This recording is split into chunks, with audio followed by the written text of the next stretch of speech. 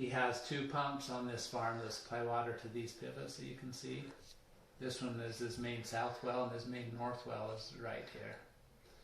Actually, and so they both pump into pipelines that go to all of the different pivots.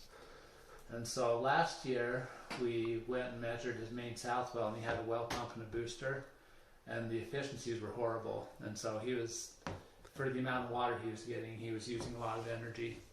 And so we actually recommended that he just install one new well pump that would give him the same flow that his well pump and booster were giving him. So it's a 200 horsepower well pump, and I think it was maybe 100 or 100,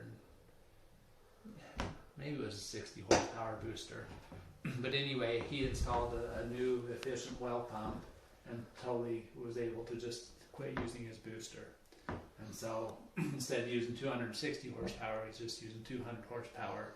He's actually getting more water out of the system. So he did that and had such good results, he wanted us to test this well. And so I went out and I took some measurements at his well. And so this is my field sheet. I was out there just this month. This one's a 200 horsepower well pump. It was pumping 900 gallons a minute at a pressure of 55 psi. And so that's how we typically measure flows and pressures in irrigation.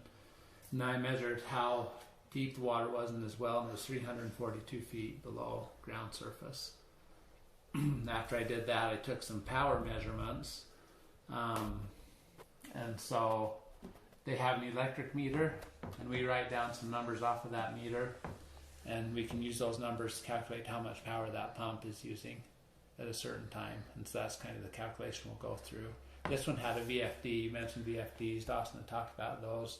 This one had a VFD on it, and so I actually took a power reading off of the VFD control panel too. So just to double check. So that's kind of the background.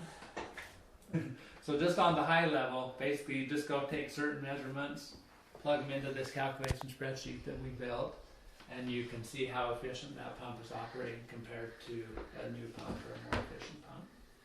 So, there you go. I'll let you guys do it. The information from this farm field evaluation sheet and plugging it into the computer to find the efficiency of the pump. So first, we're just plugging in the numbers. So flow rate is 900, and pressure is 55. The lift is 42, and is about 15. Then now we go to the meters over here. So doing that, we found the horsepower of it. And the meters 1.8, 40,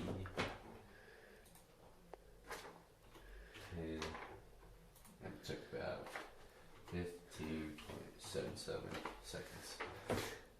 So when we plug all these numbers in, we found the horsepower, and then when I plugged these numbers in, we found the power. So then we take the horsepower divided by the horsepower, and we got the efficiency rate. So the efficiency rate is 51.47 on this pump, and Rick told us that for it to be a good stable pump, it needs to be like 65 to 75. So they need to replace their pump.